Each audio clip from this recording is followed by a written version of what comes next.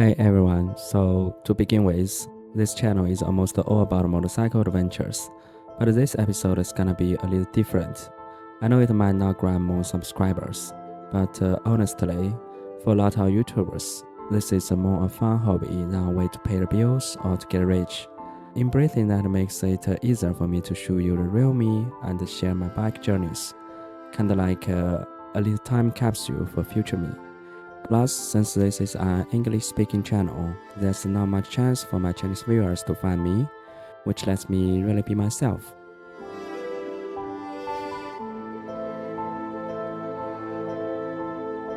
As I mentioned at the end of the last episode, I met up with my family here in Zhunyi City, Guizhou Province. We planned to tour the nearby cities for a few days. They arrived on a high-speed train. Guizhou impressed me a lot before I started school and left a deep childhood memory. About 35 years later, I'm back. My mom has tons of memories of this place, and I'd like to share what a beekeeper looked like around here back then. She actually worked in that field.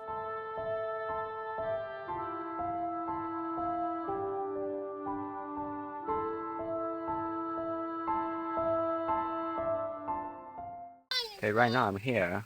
I'm trying to explore this Castor Cave, and here's the underground ravine. I'm gonna explore this region with my family members. I'm gonna show you how it looks like. First, a few steps. Hey boy, look back. How are you? Oh, How are you? oh. The first stop was the 12背后 Shuanghe underground crack or underground ravine, very named to be honest, even in Chinese. It was a drizzly day and so damp.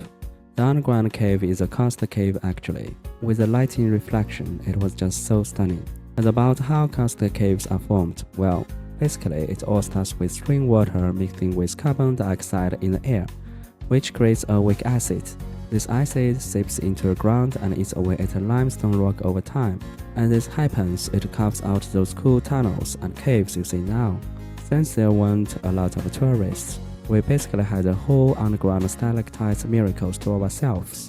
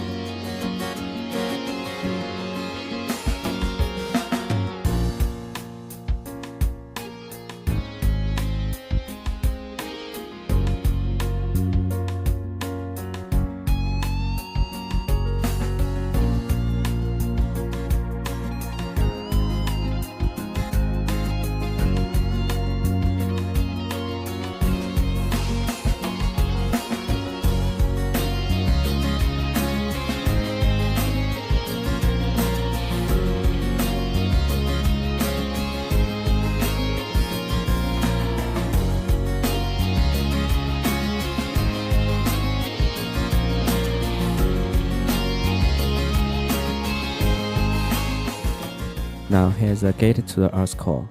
This is a bottomless deep cave. It is caused by the dissolution of underground rivers over the years.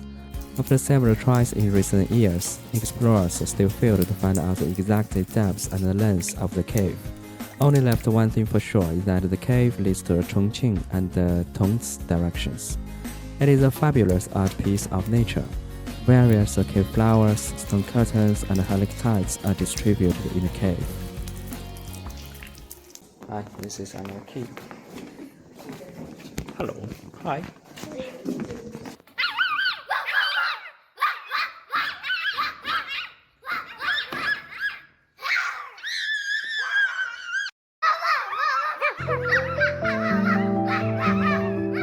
Well, maybe that way will make them happier.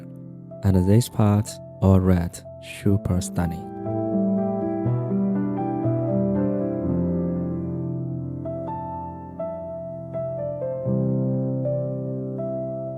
There's an underground river. You can hear the sound. I cannot see bottom. It's very deep. I spotted some vegetation there because of the artificial lights.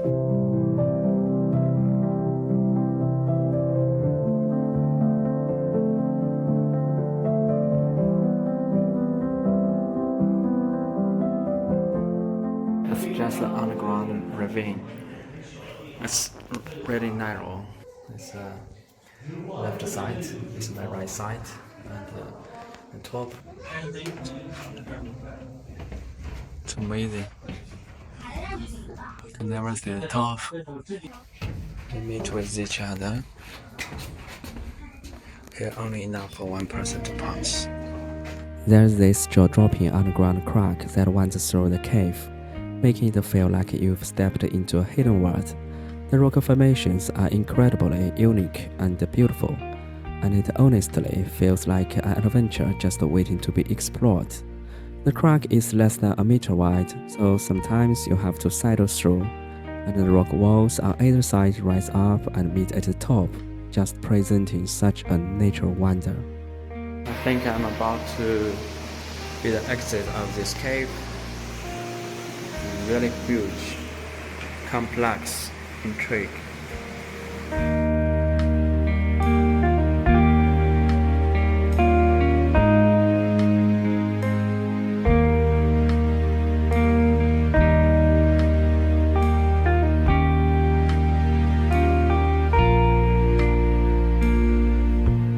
After finishing the cave tour, the rain started pouring outside, creating a misty atmosphere with clouds floating over the mountains.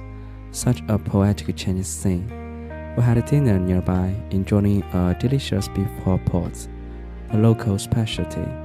The restaurant was right by a river with an arched bridge, and from above, the view was just stunning, like a beautiful painting.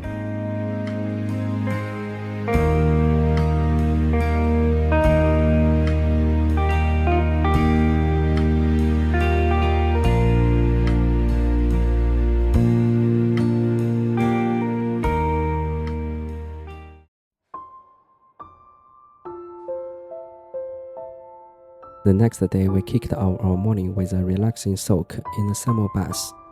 Only a short walk from our rooms, we discovered a serene oasis. Shenyang County is renowned for its underground hot springs, and this hotel is just the germ. Earlier riders were rewarded with a peaceful atmosphere, minimum crowds, and a variety of secluded mini pools. The unique fish spa experience was also a bonus. The warm water seemed to suit the fish perfectly, making for a truly relaxing treatment. Well, she didn't mean to do this, right? We spent an afternoon exploring Shuangmenxia Gorge, an incredible geological park. It should be a full day of hiking, but we arrived too late and only able to see a small part of it. We even caught a few fish for kids, bottled, but let them go later. Dinner was something special, a local fish, Wujiang River fish, that was sliced so thin, and it was almost transparent, with hot pot, and it was delicious. The following day, we drove 310 kilometers under heavy downpour from Shenyang County to Anshun City. Somewhere nearby the Longgong town, we stumbled upon a breathtaking scene. Though the day was gloomy and rain threatened, we were captivated by a serene patch of grassland, dotted with horses.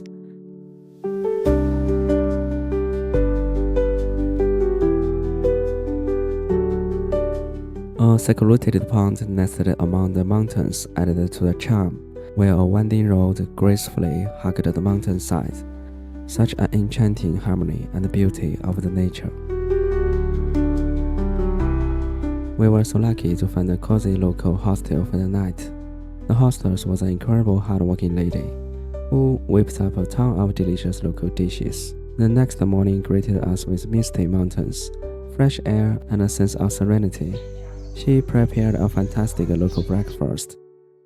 After waving goodbye, we set out for our next tour, driving through a section of very beautiful roads buried in lush, dense forest. We arrived at the ticket center then, rather large one. Tickets were free for residents from Jiangsu province, thanks to some supports from recent years. Also free for elder people, mom included. So how awesome is that? Now there's an option way for mom to cover some distance, a sedan chair or palanquin. It used to be something only the rich and powerful enjoyed, being carried around by others. But mom isn't one of the privileged, so she gave that up pretty quickly. But hey, at least it shows the kids had the potential to support themselves that way, right?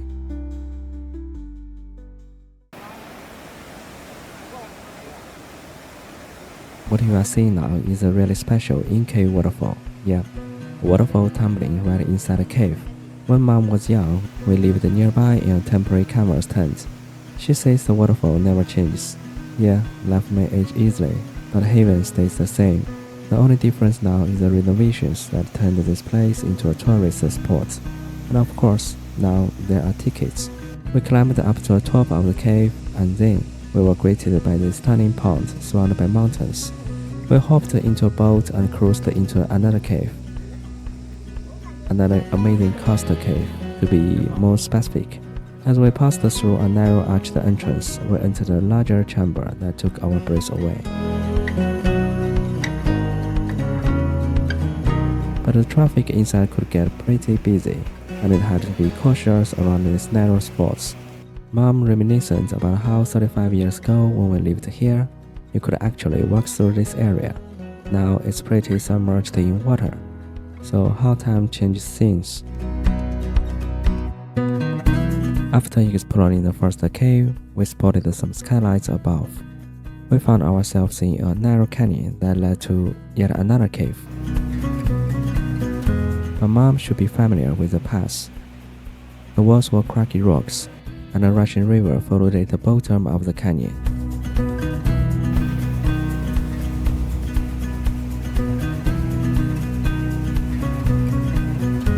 There were loads of tourists around, and we had to wait in a pretty long queue for our next boat ride. Once we made it to our next berth, we hopped on for another exciting journey inside the cave. This tunnel was decorated with a cool light strip. It felt quite fancy. After exiting the tunnel, we found ourselves on another beautiful open lake surrounded by mountains. We took a U-turn and then backtracked, but there you can get out of the boat for even more exploration.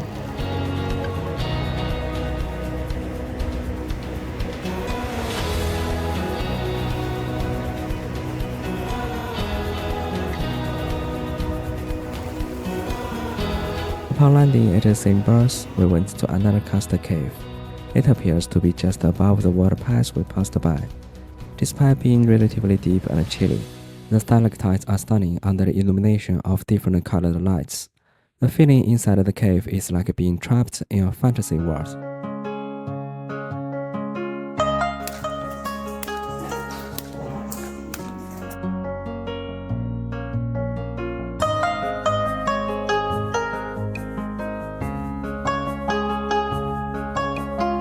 Journey to our outside was a repeat of the way in, but still mesmerizing. Rugged rock expands at the bottom to meet the surface of the water, and narrows at the top.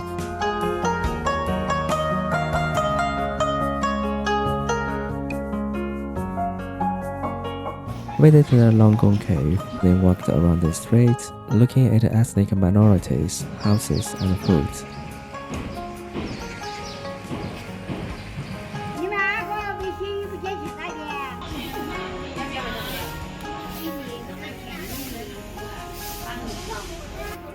你们都在这个街上住吗？俺我家长，我们辛苦的很，我的身份证办小，养老金都不得。报小了。好笑，不是爆笑，办的事还不识字，不晓得不懂，好可怜的。那你还得几年才养老金？还有今年、明年，按到后年，按到马年才得。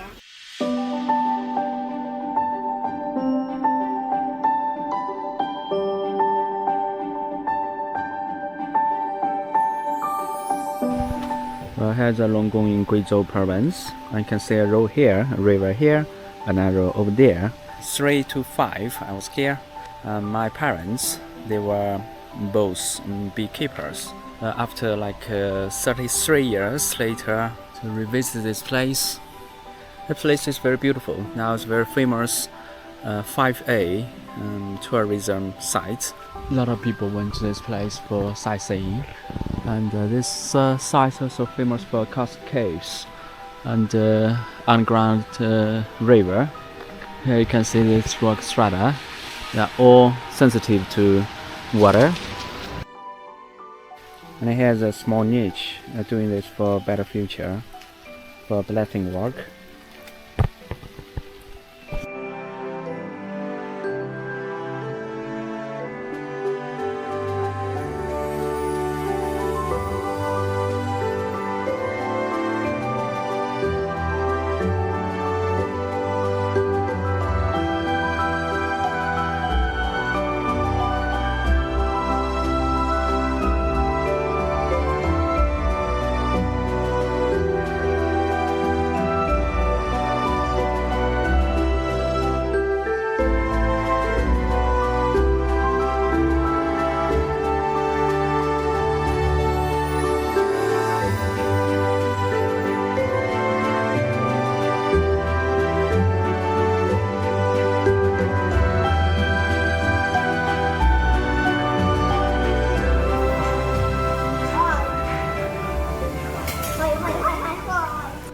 I once grew up here.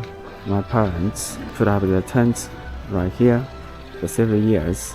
Behind this house, there's a cave, but it was sealed. Cannot enter anymore. Probably some safety concerns.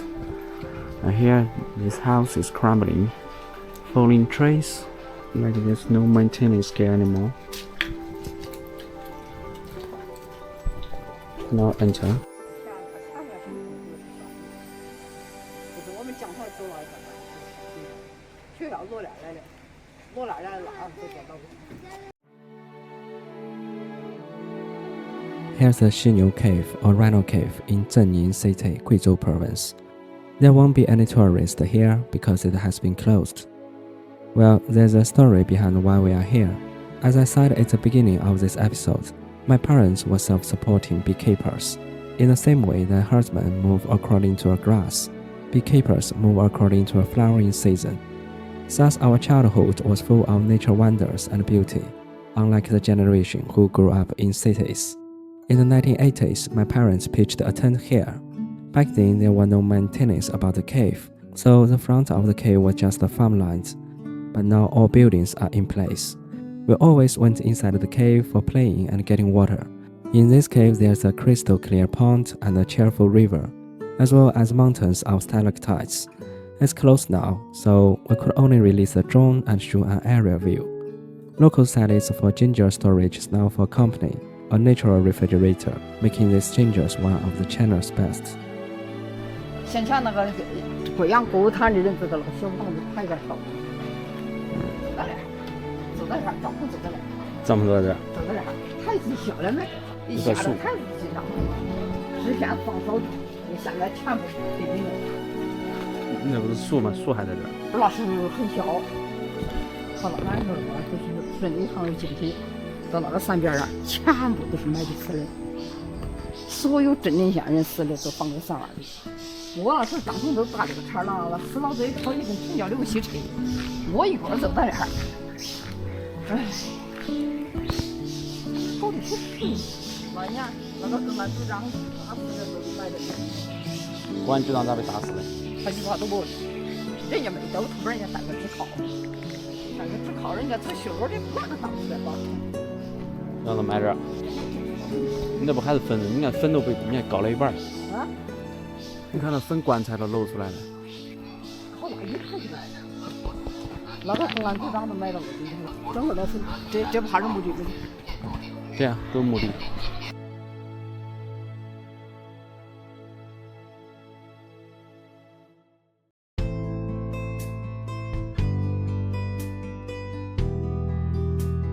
We visited the Huangguoshu waterfall the next day.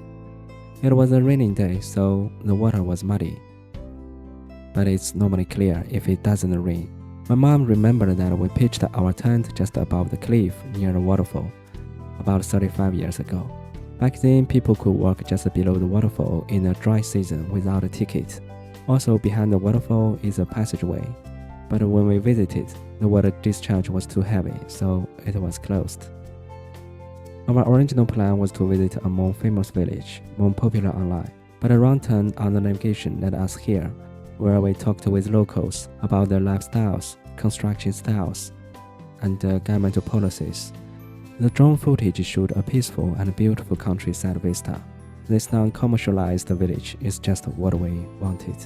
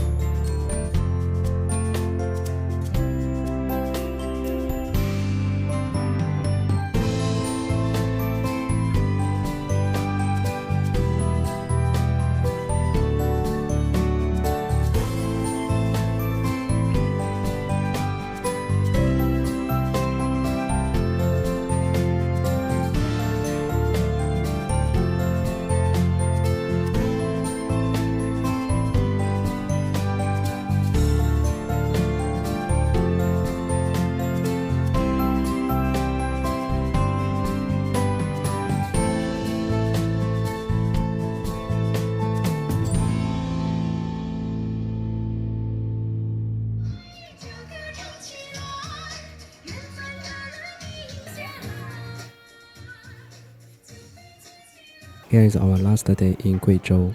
We visited an exhibition, tried a local hot pot, and enjoyed some scenery.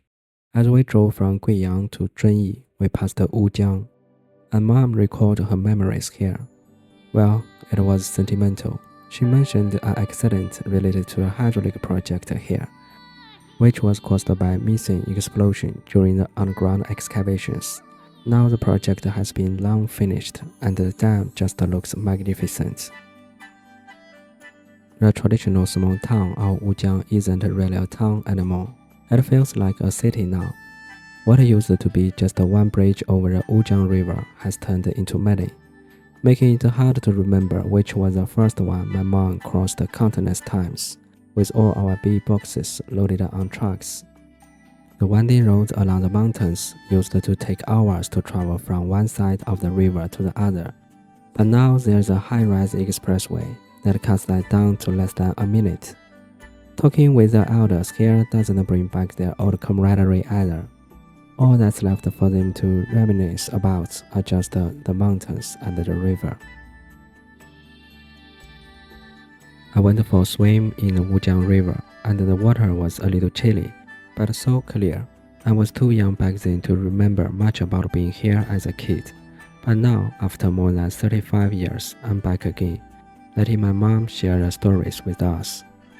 Ever since I started college, I seldom have had a full day with my whole family. I know that's pretty normal for most, but not for us. Later that day, we drove back to where it all began, the city where I parked my motorcycle. The next day, my sister would take our mom back because she had to work. As for me, I was ready to hit the road again, heading northwest to Chengdu, officially kicking off my motorcycle adventure on the Chuanzhang Middle Line. Well, an epilogue for this episode. Most people's lives are closely tied to their country's fate. For many Chinese born in the 60s and 70s, it's been a tough journey. They've seen China transform from one of the poorest nations to one of the richest, and the pace of the change has been dizzying. It's almost impossible for them to find anything that brings back childhood memories. Even when they return to their old neighborhoods, renovations have wiped away so much of the past. I remember when I was a kid, our school would give each of us a small tree on March 12th each year, tree planting day in China, but I have never been able to find the trees I planted. The rapid infrastructure changes make it hard to plant anything near home and come back to it years later. We are so lucky to live in a time with incredible modern technology and amazing online platforms that let us store our memories digitally. Then pictures someone hundreds of years from now, looking at their great-great-great-grandparents' adventures and visiting the same places and going, wow, they were here too. So why don't capture those moments before it is too late?